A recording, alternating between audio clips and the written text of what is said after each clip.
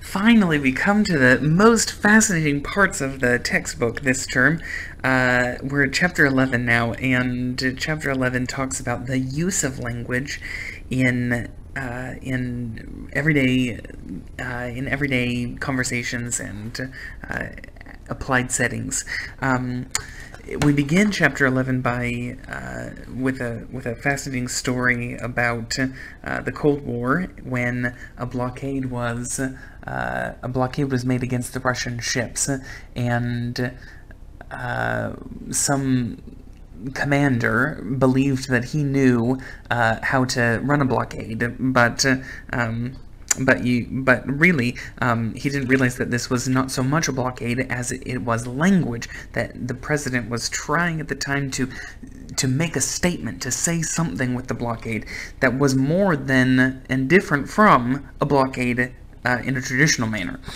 As we go throughout the text, we find that some of the situations that are being described, and some of the material that's that some of the research that's described as well, is not specific to language necessarily, but it's specific more generally to communicating. And by studying communication more generally, we can understand that language is not in and of itself a series of words strung together to mean specific and precise things. Rather, it's words strung together to convey some meaning that may or may not be directly related to the individual words being strung together.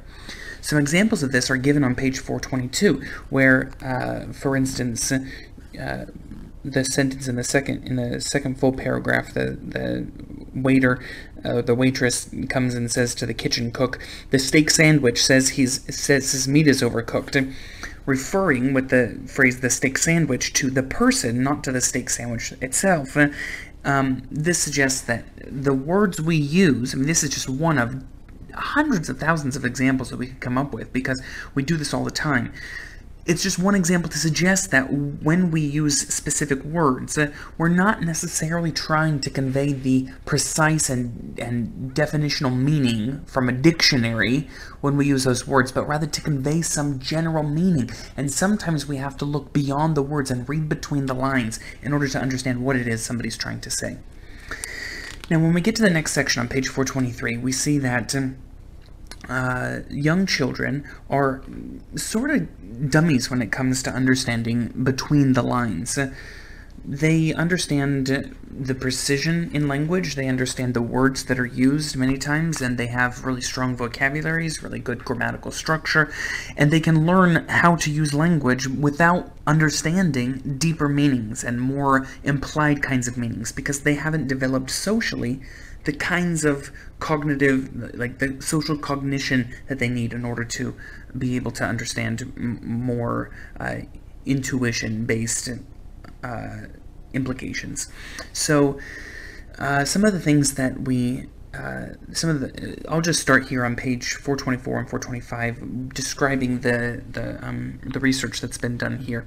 This is a most fascinating study about the phenomenon of social gating. Social gating is a term we use to suggest that much of what we learn is not accessible except through the gate of sociality. In other words, our learning is made much stronger, it's enhanced a great deal when it's person to person.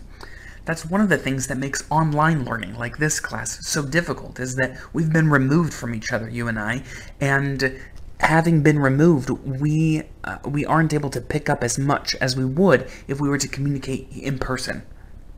By making recordings, I try to bridge that gap a little bit, but still, there's so much that I can't see that I would be able to see if we were to meet in person and interact.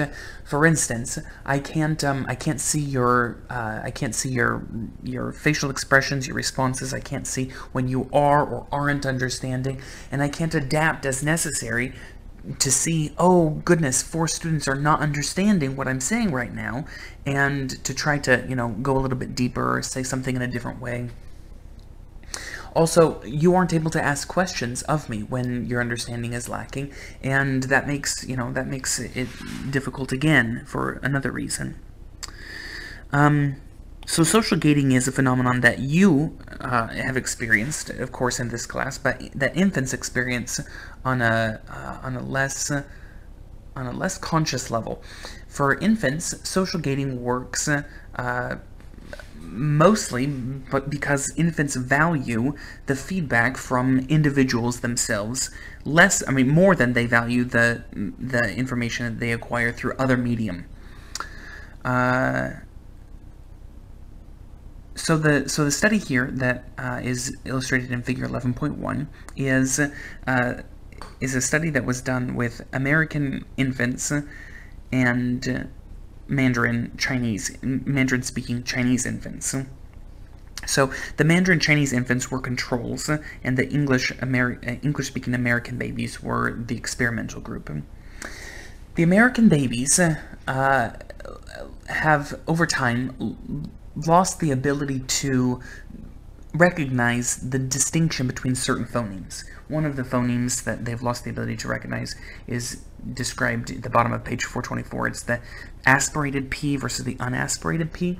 So if you recall back from an earlier chapter, I think it was chapter 4, if you put your hand in front of your mouth and say the word put, then you feel the air on your hand. That's an aspiration. But if you say the word stop, the way we normally do in conversation, like stop, then there's no aspiration. It's still a P, but it's an unaspirated P. We treat all P's the same, regardless of whether they're aspirated or not, but in Mandarin that's a meaningful distinction. They retain the ability to distinguish across an aspirated versus an unaspirated P, because those are phonemic differences rather than allophonic differences. So here, if we look at this figure 11.1, you can see that some of these American infants were given exposure to a Chinese adult in person to speak with. The Chinese adult spoke to them, read books to them, interacted with them, and some of them were exposed via TV only or only a loudspeaker. And the infants who were exposed via TV or through a loudspeaker were completely unable to learn the distinction between the aspirated and the unaspirated P. But those infants who had lost that ability prior to this study were able to gain the ability again to hear the difference between the aspirated and unaspirated P when they were exposed in person, live, to a Mandarin speaker, suggesting that these infants were capable of learning this piece of information, this knowledge about aspirated and unaspirated sounds, but they weren't able to learn it unless through a social gate, unless it was in person from a person. There's a couple of